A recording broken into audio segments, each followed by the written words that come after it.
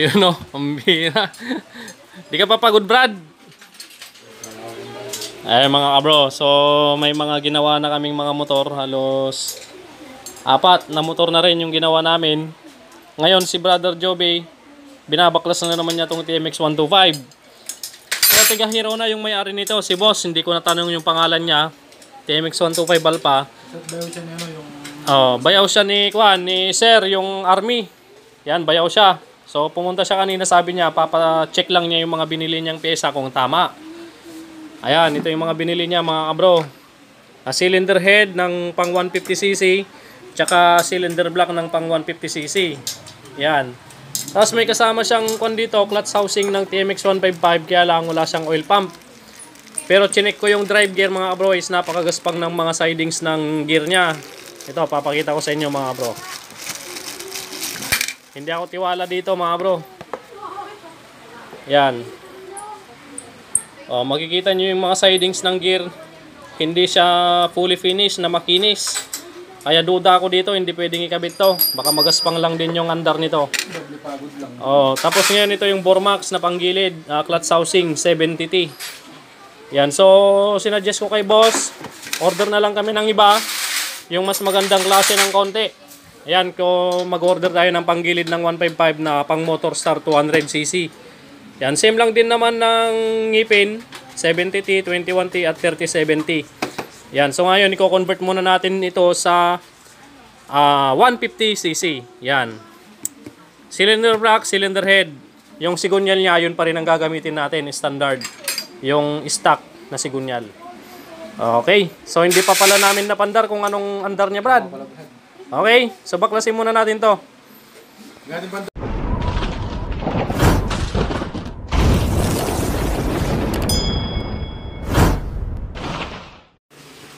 Okay mga kabro, ito po yung naka-live natin dati nung isang araw, yung TMX 125 Alpha na i-convert natin sa 150cc. Ito yung pinaluwang natin oh. Napakakinis mga kabro. So papakita ko sa inyo mamaya para maganda kapag naitakip na natin dito. So bali sa transmission niya, papalitan natin dito yung kanyang pinion gear or idle gear. Ito, yung salpakan ng clutch housing. Yan. Makikita nyo kasi ito. Yan, malakas na ang uga nito. Yan. Malakas na ang uga. Kaya papalitan na natin to. Brad, ugayin mo nga, hindi ko mauga eh. Yan, malakas na ang uga nito. Yan. Papalitan na natin to. Bumili tayo ng original. Ito. Original yung binili natin na pamalit dito. Wala tayong mabili na kuan pang Rusi, yung steel bushing. Kaya original na lang din yung binili natin. Yan. Okay, so yan po yung ikakabit natin ngayon dito. Original na pang 125 Alpha din. Yan. Okay, so yan na. Wala nang kalog. Okay, kung bakit to kumakalog na mga bro, dahil manipis na tong tanso, yung bushing niya. Ayan o. Bura na yung mga bilog-bilog sa loob. Wala na yung mga bilog-bilog. Kaya pudpud na, kumakalog na. Hindi gaya nito, itong bago. Makikita nyo pa yung mga bilog-bilog niya. Ayan o. Okay, so ayan, pinapalitan natin itong isa dito. Yung idle gear. Yung salpakan ng clutch housing. Okay, so wala na tayong ibang gagawin dito, kundi sasalpak na lang. Napaluwang naman na natin yung kanyang crankcase. Yan, salpak na lang natin yung transmission. Okay, dito na tayo sa bandang clutch side mga kabro. So sakto ang dating ni boss. Dala-dala niya yung oil pump na buo, pero plastic yung gear 3070. Ngayon itong drive gear at clutch housing with gear mga kabro, dala-dala din ni boss to. Kaya lang duda ako dito sa drive gear kasi medyo hindi siya masyadong makinis yung mga sidings niya. Ayan o. Pero susubukan natin para hindi naman sayang yung dinala ni boss. Pero kung pangit, kung may halinghing to, at least may na-order na tayong panggilid set ng Motorstar 200. Ayun na lang kakabit natin kung sakaling maingay itong panggilid na to. Yan, shoutout kay boss. Ayun, basta nanagan mo boss? Anton. Anton pala. At si bayaw niya. Anong pangalan mo boss? Jong po. Jong. From Hirona na boss. Hirona. Corona Tarlac. Malapit lang sila. Nung nakaraan pa sana to tapos, kaya lang dumating yung tiga Baguio, tiga Bulacan kahapon. Kaya tinawagan ko naman si Boss, pumayag naman na ihuli na lang namin yung motor niya. Ayan, salamat Boss Anton. O, tatapusin na natin to. Convert lang sa kwanto, 150cc. Yan, panggilid ng 155 dala din ni Boss. Okay? O, sasalpak na natin to. Assemblein na natin lahat. Papakita ko din sa inyo dito yung ginawa natin, yung pinort natin dito sa kanyang crankcase. Okay, dito na tayo mga bro. Ipapakita ko na sa inyo yung ipinort natin dito sa kanyang crankcase. Ayan. Oh. Ito na po yung pinort natin. Hindi ko pa pala nagpitan tong isang tornicle sa brad. Yes. Okay, so yan yung pinaluwang natin mga bro. Makinis, kumikintab. Parang kalbo ni kawad, okay? Ayan, tapos siyempre ipapasok natin yung cylinder block. At siyempre makikita nyo may nakalagay na dowel pin dyan. Sasalpak muna natin yung cylinder block at dapat yan swabing papasok, hindi mahigpit, hindi kayo mahirapan magsalpak tsaka magtanggal. Okay? Yan. Ito mga bro, sasalpak natin. Cylinder block, wala pang piston yan at tsaka yung mga stud bolt. Yan. Pasok natin, dapat swabe. Hindi ka kailangang mapangiwi sa pagsalpak niyan. Dapat swabe lang. Ayan o, may dowel pin yan mga bro ha. Konting tapik lang. O kaya karate. Ayan o. Wata! No. Okay na. Flat na flat mga kabro. Salpak na salpak. At kapag tinanggal natin, isang kamay lang. Yan o. Yuga na lang natin ng konti. Yun.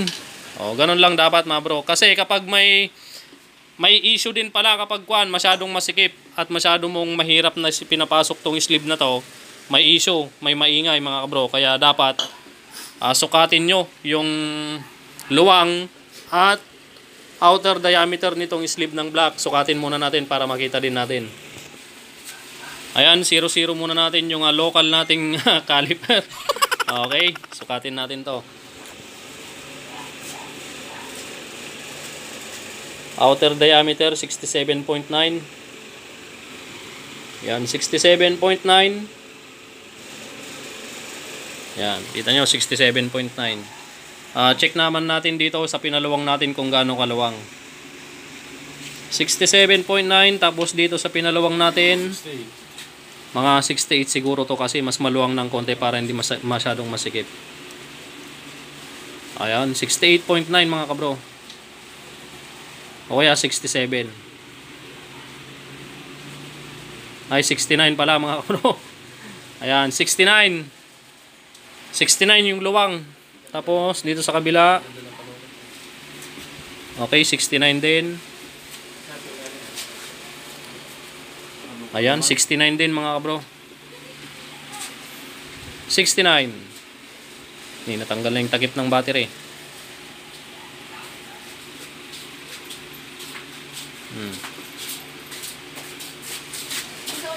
69. Tapos dito, saktong-sakto lang. Oh. Ayan lang yung space niya. Lampat madilim. Ayan. Ayan. May space dapat para hindi mahigpit ipasok tsaka hindi mahigpit tanggalin. Okay? So, ganun po yung paraan ko ng pagpapaluwang. Okay? Nakita nyo naman yung pagsalpak natin. Assemblein na natin to. Bro, balita. Okay, sasalpak na natin yung cylinder block mga kabro. So, nakita ko lang dito sa block gasket nung sinalpak ko. Ayan, napansin ko lang yung bilog sa gitna at doon sa tinabas natin, yung pinort natin, saktong-sakto. Ayun o, napakabilog mga kabro. Oh. Parang sinukat ng mga kabro, ng machine. Parang galing grasa. Parang galing machine shop mga kabro. Napakaganda. Okay, wag na tayong magyabang. Ilagay na natin yung block tsaka head para matapos na. Ayan. Oras na. A few moments later. Okay, nabuo na natin mga kabro. So kinabit natin yung panggilid na dala-dala ni boss. Ayan. Nung pinandar natin, napakaingay. Kala mo, hindi mo alam yung, hindi mo mawari yung ingay ng makina. Sige Brad, baklasin mo na. Okay, so ngayon binaklas namin at ibinalik namin yung stock na panggilid ng 125. Ayan, tinanggal namin itong pang 155 na panggilid dahil ito yung sinasabi kong duda ko. Ayan, siyempre, kinabit pa rin natin para masubukan natin. Ayan, kinabit nga natin. Kaso napakaingay. Kaya tinanggal namin. Binalik na namin yung stock ng 125. O, di ba? Sabi ko sa inyo, nag-order ako ng pang Motorstar 200cc na panggilid.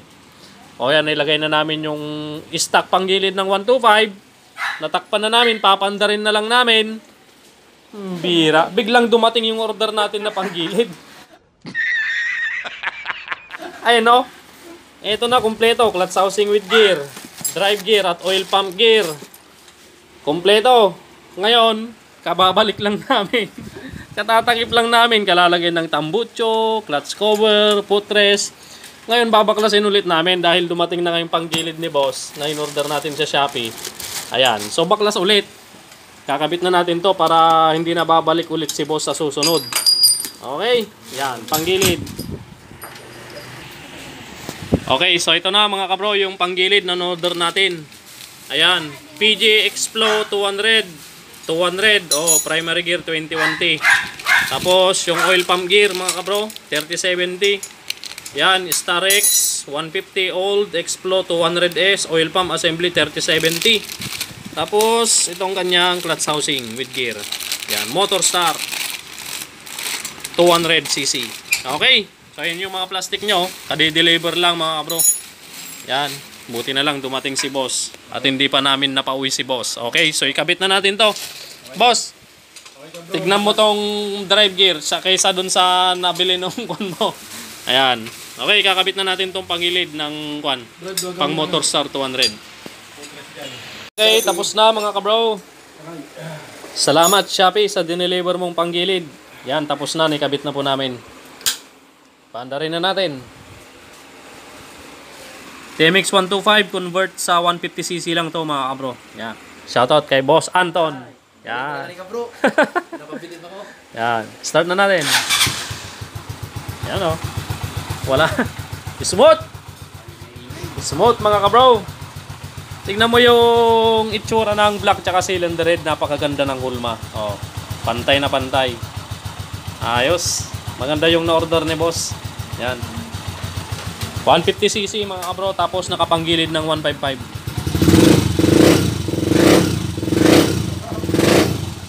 Ganda ng tunog ng butyo-butyo niya. Nakakalkal pipe mga kabro. Oh.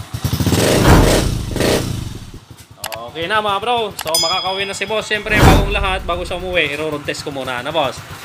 Yan. Okay mga bro, tapos ko nang i-road test. Maraming salamat boss ha. Ayan, syempre. Maraming magpapagawa, punta lang kay Kabro. Ayun. Dinikitan na natin ng Kabro Mechanic sticker natin mga bro. Yan o. Yan. Kabro Mechanic sticker. Boss, thank you ha. Maraming salamat sa pang-Milo. Ito na yung pinakamalaking natanggap namin ha. Maraming pa magpapagawa dyan. Kailangan lumapit kay Kabro Mechanic. Yun, maraming salamat boss. Hindi kayo papahiya. Okay. So, kahapon pa sana tapos to, kaya lang inuna namin yung tiga Baguio at Mabulacan. Pumayag naman si boss, pumayag. Mabait naman si boss. Anton, from Hirona, Tarlac. Sige boss, ingat ha. Ay mabuhay sigurado ni Sandalo ata no. Mapapanood ni Sir Jimbo. Jimbo kaya mati, panalo na yan pa ito. Sigurado. Aprobado. Ayun, aprobado. Diba? Boss, ingat. Maraming salamat. Ang gwapo ng helmet nyo. Gile. Yan. Break in lang mo sa takbong 40-50 lang muna. Okay. Salamat.